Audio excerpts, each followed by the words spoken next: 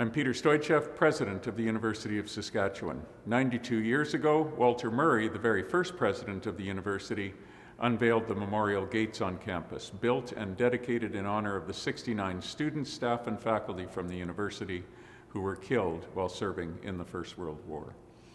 Since then, every year on Remembrance Day, we have gathered at those gates to honor those who made the ultimate sacrifice and to pay tribute to all who have served and to those who continue to serve our country in times of war and peace.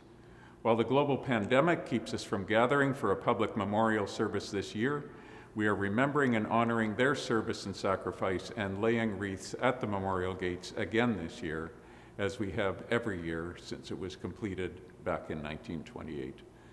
The University of Saskatchewan has a long and proud tradition of military service by generations of faculty, staff, students, and alumni. From the historic memorial gates to the new memorial bench dedicated 100 years later, to the roll of honor ribbons here in the corridors of the Peter McKinnon Building that display the names of students, faculty, and staff who enlisted in the First World War, the university's memorials are a permanent reminder of our close campus connection to Canadian military service and history. Our history includes the university's College of Engineering giving so many brave soldiers to the cause that the college closed its doors for the 1916-1917 academic year when all of its faculty, staff, and students enlisted. In all, more University of Saskatchewan soldiers were killed in the First World War than graduated from here in 1918, 102 years ago. That history also includes the Honorable C.J. Mackenzie, who became the first Dean of Engineering at the University of Saskatchewan after serving overseas in the First World War.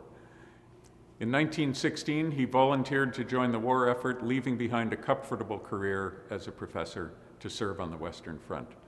Wounded in battle, he was awarded the Military Cross for Distinguished Service, survived the war, and returned home to later design the Broadway Bridge and to lead the National Research Council.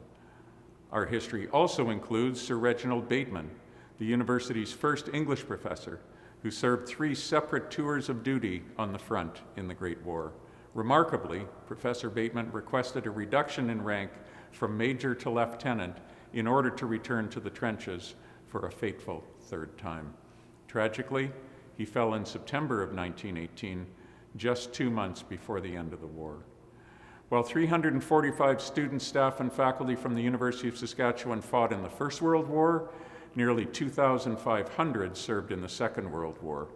That list included Captain John Alexander Hanley, a sharp student and accomplished athlete who was a member of the university's Canadian Officers Training Corps program on this campus.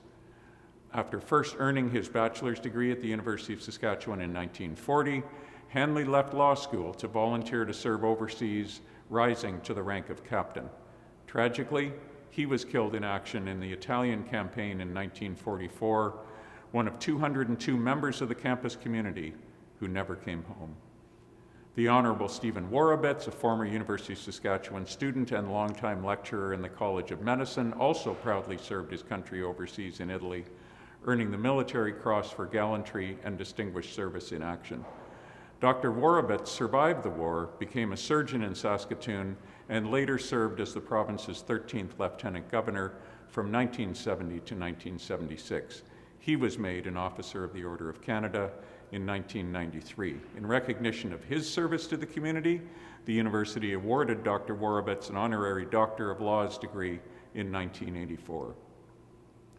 Those are just a few of the thousands of stories of service and sacrifice by members of the university community, spanning more than a century, a legacy that continues to this day.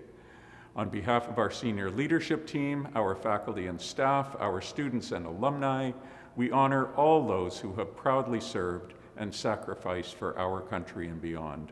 On this day and on all days, we remember. Thank you.